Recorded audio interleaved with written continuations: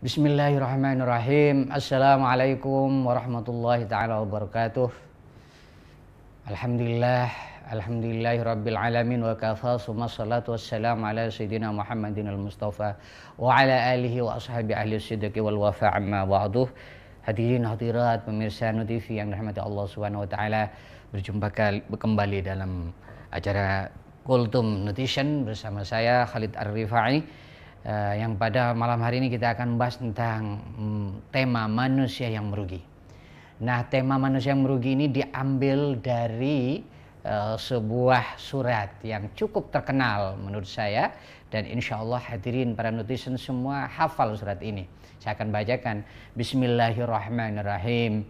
Wal 'asri innal insana lafi khusr illa alladziina aamanu wa 'amilus shalihat wa tawashaw bil haqq wa tawashaw bis sabr. Shadaqallahu 'adzim.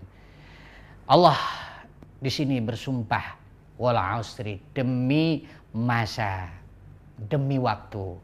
Nah, di sini Allah banyak menggunakan kata masa, kadang menggunakan kata ad-dahr. Ya, masa yang lebih umum dikatakan ad-dahr itu adalah masa yang terjadi pada saat dimulai penciptaan langit dan bumi, disebut ad-dahr sampai hari kiamat. Itu disebut ad-dahr. Dalam Al-Quran, hal ata'anal insan hainum minad dahr. Jadi kadang-kadang Allah menggunakan juga kata waktu. Innal insana, dalam kata waktu misalnya dikatakan dalam Al-Quran itu bahwa inna sholata 'alal mu'minin kitaban mauquta. Sungguhnya sholat itu bagi orang mukmin ada waktu-waktu khusus. Jadi waktu khusus itu adalah waktu yang mengikat. Ya. Dan yang ketiga ada Allah menggunakan kata al-asr. Nah, para mufassir berbeda pendapat tentang kata al-asr ini. Asr ini adalah satu masa, di mana masa ini dimulai dari sejak manusia itu baliugh, ya, menjadi manusia taklif, dikasih beban perintah oleh Allah sampai akhir hayatnya. Nah, disebut al-asr.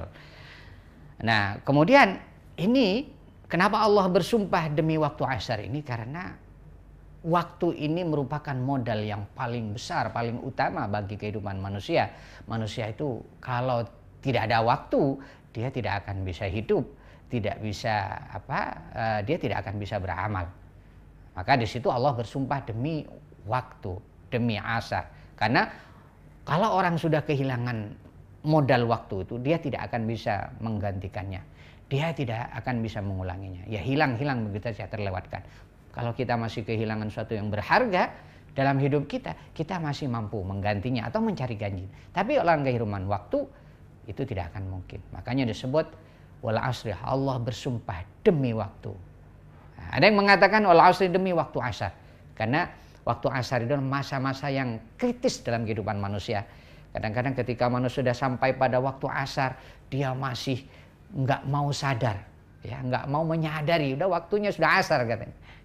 Tapi tidak mau menyadari kekeliruannya, kesalahannya, kekurangannya dalam hidupnya. Nah, maksudnya orang yang nggak sadar pada waktu asarnya, manusia tergolong manusia yang rugi.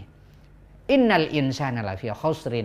Ini pernyataan Allah, sungguhnya manusia itu pakai kata inna dan lam, lafi khusrin, menunjukkan bahwa Allah itu menyatakan dengan serius, sungguh manusia itu berada dalam kerugian yang besar, kerugian yang nyata. Apa kerugian yang nyata? Kerugian yang nyata itu artinya dalam hidupnya itu tidak mempunyai nilai apa-apa, tidak dibalas oleh Allah, tidak mendapatkan pahala, dan tidak mempunyai nilai manfaat. Apalagi hidupnya di dunia dan di akhirat. Apalagi di akhirat. Nah, makanya manusia yang demikian, yang hidupnya tidak ada manfaatnya, tidak ada kemaslahatannya untuk dirinya dan orang lain, maka disebut disebut manusia yang rugi. Dan pernyataan Allah tentang kerugian ini, manusia itu semua, mencakup semua manusia. Jadi manusia mengalami kerugian, semua manusia, karena di sini menggunakan kata al-insan, baik manusia yang kafir maupun yang muslim, semua akan rugi. Mau Yahudi, Nasrani, semua akan rugi. Yang tidak rugi, ya, yang tidak termasuk dalam insan di sini adalah orang gila. Orang gila, orang tidur, anak yang masih belum baliugh, ini nggak masuk dalam kategori insan. Tapi yang baliugh, itu masuk dalam kategori insan dan masuk dalam kerugian ini. Kecuali kata Allah hanya empat orang yang tidak bisa rugi, 4 golongan manusia yang terlepas dari kerugian ini, yaitu illal ladzina amanu, orang yang beriman kepada Allah dan Rasul-Nya, beriman kepada malaikatnya, beriman kepada kitab-kitabnya, beriman kepada hari kiamat, qada dan takdirnya. Itu yakin dalam hatinya bahwa ada Allah, ada Rasul yang ditugaskan untuk membimbing umat manusia. Ada hari balasan, hari kiamat yang akan memberikan balasan dari setiap perbuatan manusia. Itu iman. Kemudian, apakah cukup manusia kalau sudah beriman, apakah sudah terlepas dari kerugiannya? Tidak. Harus ditambah lagi. Wa amilus sholihat. Harus disertai dengan amal soleh. Orang beriman tanpa amal soleh, maka itu tidak akan bisa keluar dari kerugian. Amal soleh itu ya bisa melakukan perintah yang wajib maupun yang sunnah. Apa saja yang dituntunkan oleh Allah, disyariatkan oleh Allah. Nah kemudian setelah manusia melakukan 2 hal ini, beriman dan amal soleh, apakah itu sudah terlepas dari kerugian sebagaimana dinyatakan oleh Allah? Belum. Dia belum lepas dari kerugian yang besar itu. Kalau hanya iman dan amal soleh. Karena orang yang beriman dan amal soleh itu masih dikhususkan hanya untuk dirinya sendiri. Nah, maka disebut orang yang beriman dan beramal soleh disebut orang soleh. Orang yang soleh itu hanya berlaku baik untuk dirinya sendiri. Tapi kebaikannya tidak ditransfer ke orang lain. Itu tidak cukup, masih rugi kalau hanya soleh sendiri. Maka harus ditambah watawasau bil haqq, menasihati dalam kebenaran. Apa artinya di sini? Saling menasihati dalam kebenaran. Ini adalah dakwah.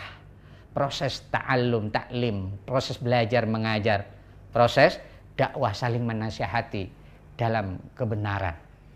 Inilah muslih. Ya, orang kalau sudah muslih, ya ingin lepas dari Quran, dia harus muslih. Tidak cukup soleh, tapi harus muslih, melakukan perbaikan.